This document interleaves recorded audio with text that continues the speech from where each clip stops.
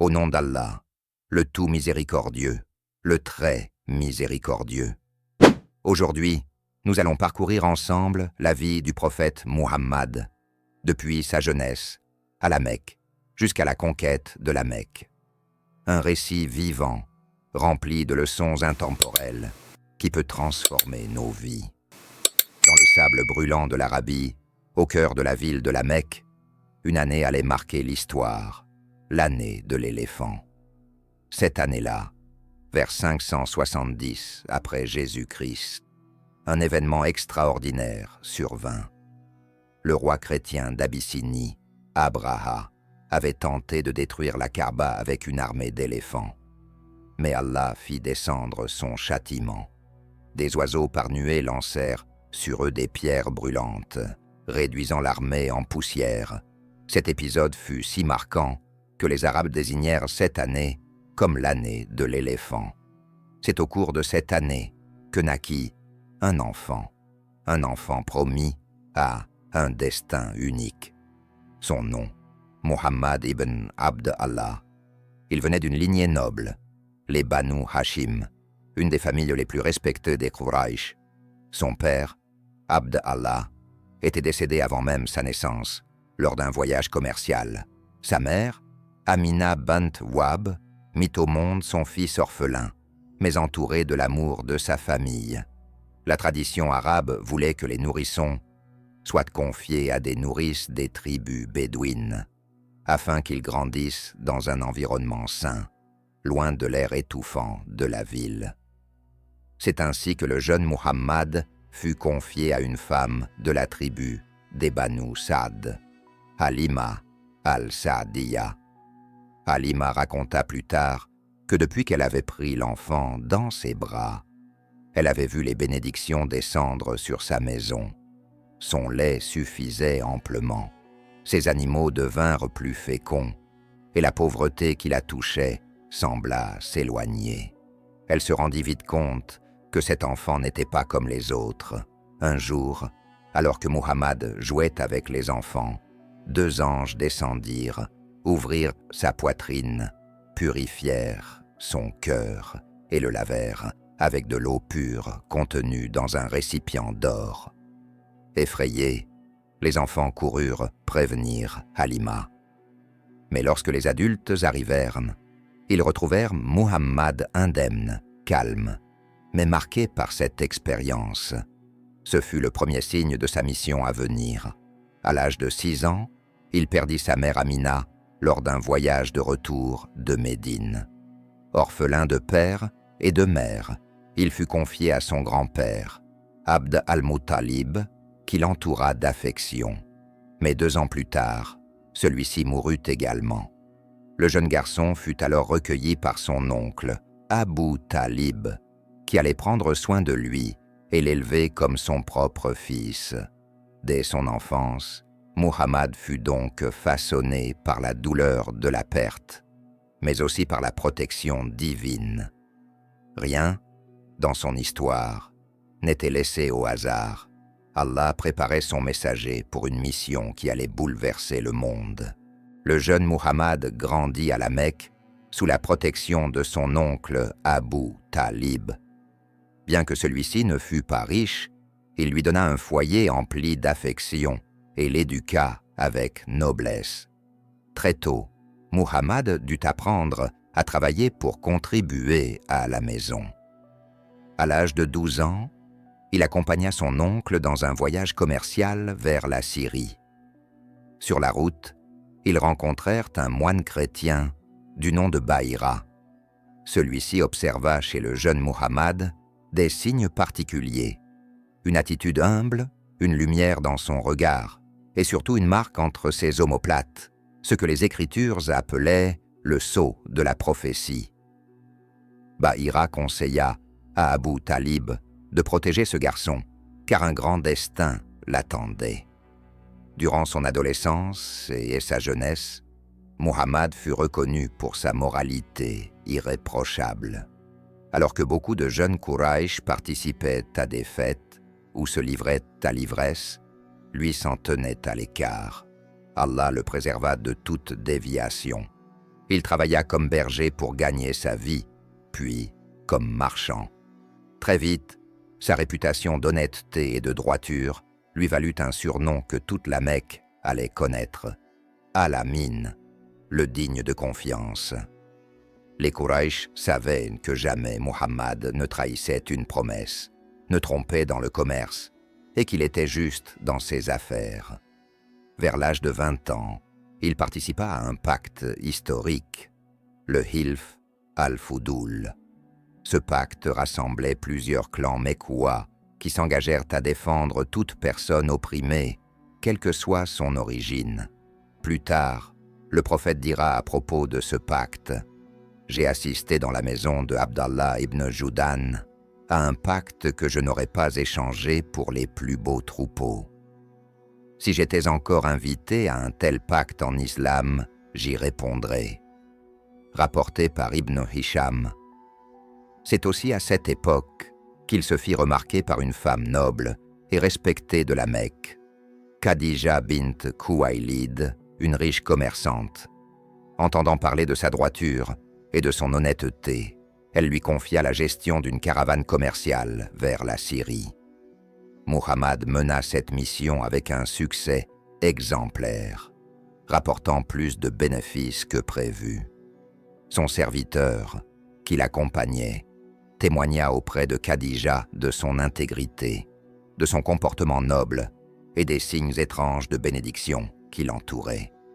Impressionné, Khadija proposa de l'épouser. Muhammad avait alors 25 ans et Khadija en avait 40. Leur mariage fut une union bénie, fondée sur l'amour, la confiance et la loyauté. Elle fut la première à croire en lui, la première à le soutenir et la mère de la plupart de ses enfants, dont Fatima, qui deviendra plus tard l'une des figures les plus honorées de l'islam. Durant cette période, Muhammad poursuivit une vie exemplaire, travailleur, généreux envers les pauvres, respectueux envers tous, adoré pour son sens de la justice. Avant même d'être prophète, il était déjà un modèle pour son peuple. À l'approche de ses 40 ans, Muhammad se distinguait toujours par sa sagesse et son honnêteté. Mais plus les années passaient, plus il était troublé par la corruption, l'injustice sociale et le polythéisme qui régnaient à la Mecque. Il cherchait la solitude et la méditation. Souvent, il se retirait dans une petite grotte située sur le mont Hira, non loin de la Mecque. Là, il passait plusieurs jours à réfléchir sur la création, à jeûner et à prier, selon la tradition d'Ibrahim alayhi salam. C'est au cours d'une de ces retraites, pendant le mois de Ramadan, qu'eut lieu l'événement qui allait changer l'histoire de l'humanité. Dans la grotte, Muhammad fut soudainement surpris par une présence éclatante. L'ange Jibril, Gabriel, lui apparut et lui dit « Lis, Iqra ». Muhammad, bouleversé, répondit « Je ne sais pas lire ». L'ange le serra fortement et répéta « Lis, Iqra ». Encore une fois, il répondit qu'il ne savait pas lire. Alors Jibril le prit une troisième fois et récita les 5 premiers versets révélés du Coran. Sourate Al-Alaq, 96, versets 1 à 5, phonétique. Iqra bismi rabbika alladhi khalaq, khalaqa al-insana min alaq, iqra wa rabbuka al-akram, alladhi allama bil qalam, allama al-insana malam ya'lam. Traduction française. Lis, au nom de ton Seigneur, qui a créé l'homme d'une adhérence.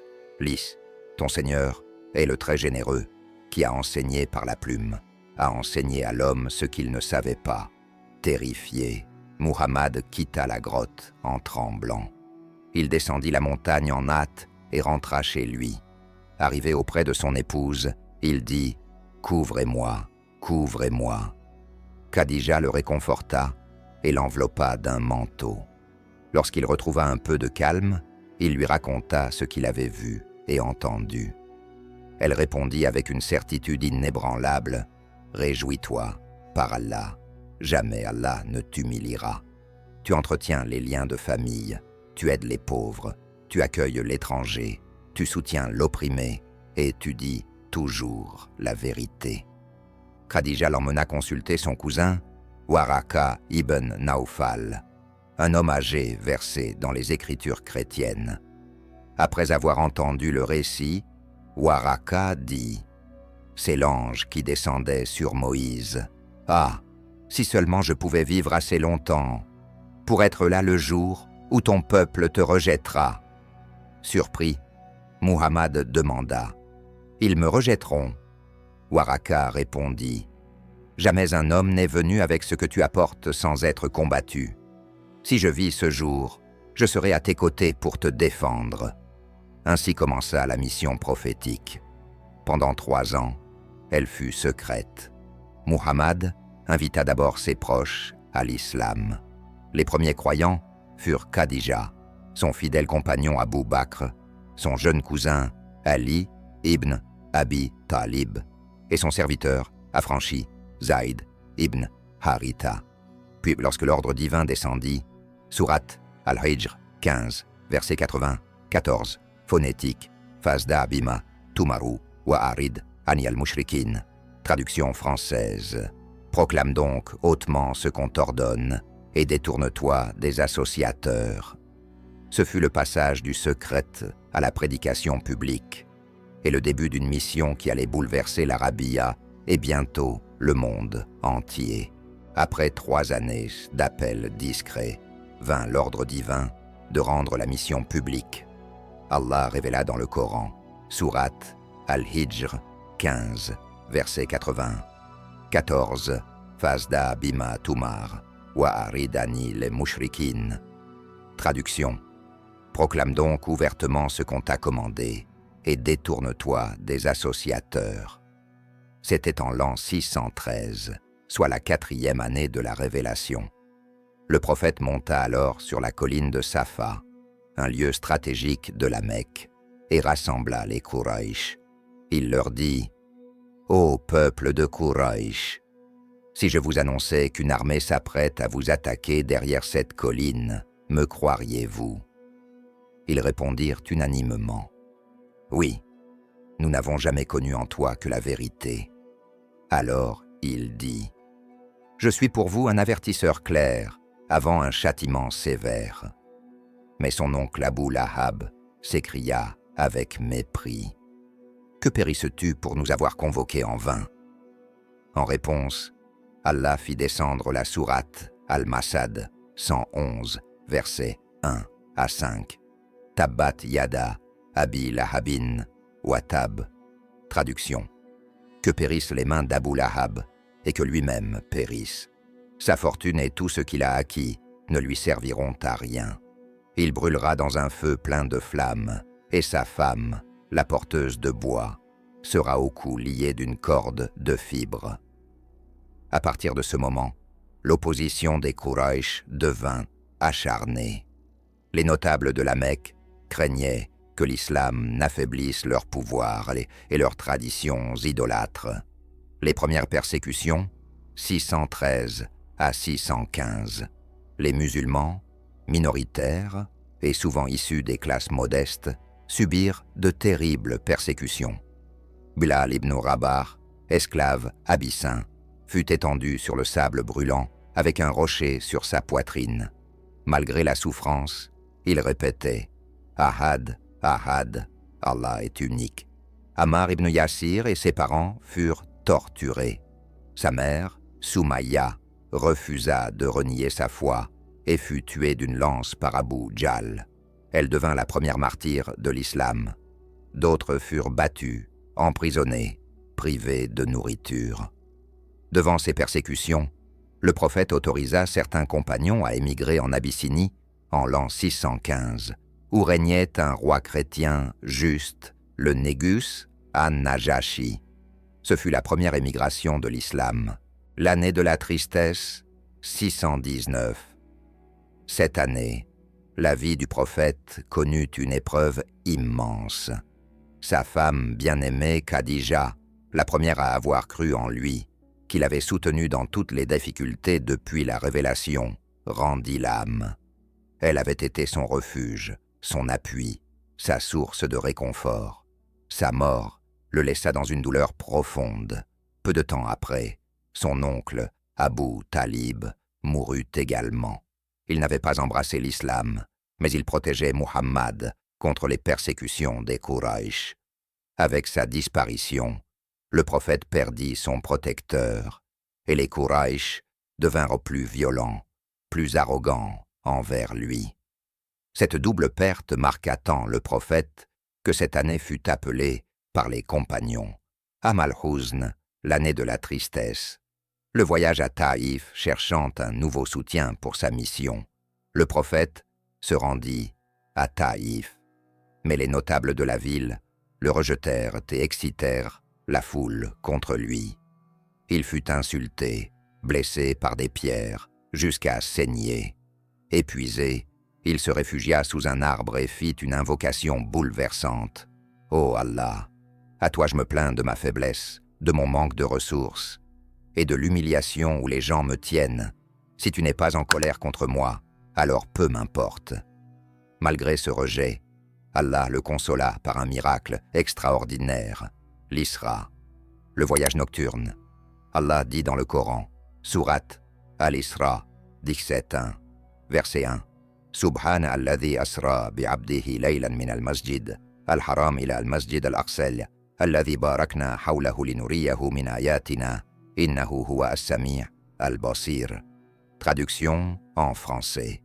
Gloire à celui qui de nuit fit voyager son serviteur, Muhammad, de la mosquée sacrée, Al-Masjid al-Haram, à la Mecque, à la mosquée la plus éloignée, Al-Masjid al-Aqsa, à Jérusalem, dont nous avons béni les alentours, afin de lui faire voir certains de nos signes. C'est lui, en vérité, qui entend et voit parfaitement. Cette nuit-là, l'ange Jibril, Gabriel, vint chercher le prophète. Il monta sur une monture céleste, appelée Al-Burak, plus rapide que l'éclair, mais douce. Ils voyagèrent de la Mecque jusqu'à Jérusalem, où Muhammad dirigea la prière devant tous les prophètes précédents. Le mirage, l'ascension. De Jérusalem, l'ascension céleste commença. Le prophète monta à travers les cieux. Au premier ciel, il rencontra Adam, le père de l'humanité. Au deuxième ciel, il rencontra Yahya, Jean-Baptiste, et Issa, Jésus. Au troisième ciel, il vit Youssouf, Joseph, dont la beauté était éclatante. Au quatrième ciel, il rencontra Idriss. Au cinquième ciel, Harun, Aaron, le frère de Musa. Au sixième ciel, Musa, Moïse, qui pleura en voyant qu'une communauté plus nombreuse que la sienne entrerait au paradis. Au septième ciel, il rencontra Ibrahim, Abraham, adossé à la maison peuplée, Al-Bayt al-Mamur, un lieu céleste de culte où 70 000 anges prient chaque jour sans jamais y revenir. Enfin, le prophète s'éleva au-delà, jusqu'au Nidrat al-Muntaha, l'arbre ultime, où s'arrête la connaissance et la créature. C'est là qu'Allah lui fit le don suprême. Le don des prières. Allah prescrivit d'abord 50 prières par jour.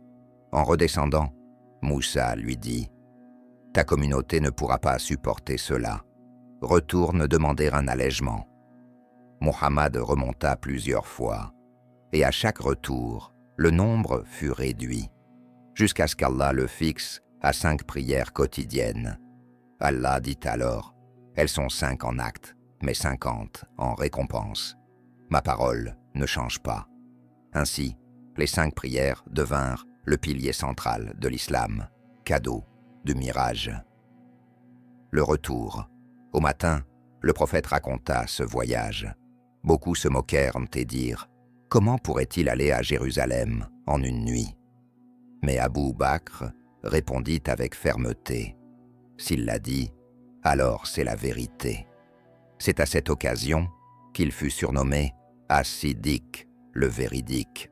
Face à l'intensification des persécutions à la Mecque, Muhammad comprit que sa communauté devait quitter la ville pour survivre.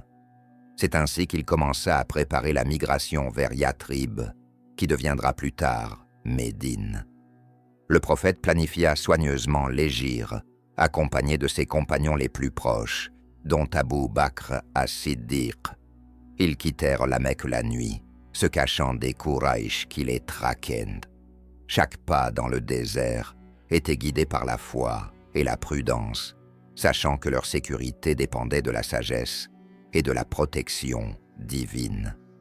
Durant ce voyage, Muhammad fit preuve d'un courage exemplaire et de patience. Dans la caverne de Thawr, il se reposa avec Abu Bakr, priant et invoquant Allah pour leur protection. Hasbunallahu wa ni'mal wakil. Allah nous suffit et il est le meilleur garant. Sourate 3, verset 173. L'arrivée à Médine fut un moment de joie et d'espoir. Les habitants de la ville, connus sous le nom d'Ansar, accueillirent les musulmans avec chaleur, fraternité et hospitalité. Une nouvelle communauté islamique se forma, fondée sur la coopération, la justice et le respect mutuel. À Médine, Muhammad établit la Constitution de Médine, un document garantissant les droits et devoirs de tous, musulmans et non-musulmans. Cette étape fut cruciale pour la consolidation de l'islam, montrant l'importance de la gouvernance juste et de la coexistence pacifique. L'hégire marque un tournant historique. C'est le début d'une ère où l'islam pouvait se développer librement, sous la protection divine, avec des fondations solides de foi, justice et communauté. Après l'installation à Médine, les tensions avec les Quraysh de la Mecque s'intensifièrent. Les musulmans durent défendre leur communauté et protéger la jeune société islamique contre les attaques. La bataille de Badr. En 624, les Quraysh envoyèrent une armée pour empêcher les musulmans de contrôler les routes commerciales. Muhammad organisa ses compagnons avec stratégie et courage. Ils étaient environ 313 hommes face à une armée bien plus nombreuse de 1000 hommes. Avant la bataille, le prophète pria et invoqua Allah. « Rabbana afrig alayna sabran wa thabbit, aqdamana wa ansurna ala al-qawmil kafirin. » Ô Seigneur, verse sur nous la patience, affermis nos pas et donne-nous la victoire sur les mécréants. Sourate 2, verset 250. Malgré le désavantage numérique, les musulmans remportèrent une victoire décisive, montrant que la foi et la stratégie alliées à la guidance divine sont plus puissantes que la simple force. La bataille d'Uhud, un an plus tard, en 625, les Quraysh cherchaient à se venger de Badr. La bataille d'Uhud fut beaucoup plus difficile. Les musulmans subirent des pertes importantes à cause de la désobéissance de certains archers qui quittèrent leur position stratégique. Muhammad fut blessé, mais il resta courageux et ferme, exhortant ses compagnons à ne pas perdre leur foi ni leur discipline. Il montra un exemple de résilience, et leadership, même dans la défaite partielle. Ces batailles enseignèrent plusieurs leçons: l'importance de l'unité et de l'obéissance, la nécessité de la foi et de la stratégie, la valeur du courage, de la patience et du pardon. En 628, Muhammad se dirigea vers la Mecque avec ses compagnons pour accomplir la petite Omra. Cependant, les Quraysh refusèrent leur entrée et des négociations s'engagèrent. Le résultat fut le traité d'Hudaybiyah, un accord de paix de 10 ans entre les musulmans et les Quraysh. Malgré certaines clauses qui semblaient défavorables aux musulmans, le prophète accepta le traité avec sagesse et patience. Ce traité permit la paix temporaire, donnant aux musulmans le temps de consolider leur communauté. La liberté de propagation de l'islam sans confrontation directe. Le renforcement de la légitimité politique et religieuse du prophète Muhammad utilisa ce temps pour organiser la communauté à Médine, envoyer des lettres aux rois et dirigeants, invitant à la foi et à la paix, renforcer l'éducation, la justice et la morale parmi ses compagnons. Le traité d'Hudaybiyah est un exemple de stratégie, patience et vision à long terme. Il montra que la prédication de l'islam ne dépend pas seulement de la force, mais aussi de la sagesse, de la négociation et de la planification. Avec la consolidation de la communauté, les musulmans purent se préparer pour l'événement majeur, la conquête pacifique de la Mecque, marquant un tournant dans l'histoire de l'islam et la réalisation de la justice divine sur terre.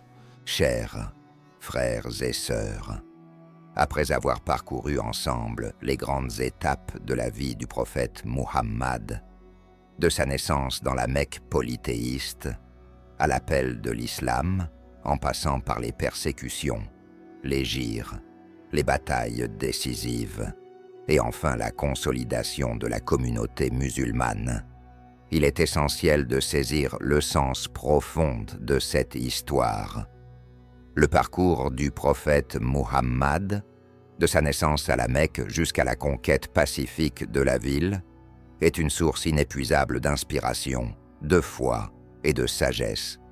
Chaque étape de sa vie témoigne de la patience, du courage, de la droiture et de la persévérance, de l'orphanat et l'enfance difficile, à la jeunesse commerçante, honnête, puis à la révélation divine. Et le début de la prédication, le prophète montra que la foi et la justice surpassent toutes les épreuves.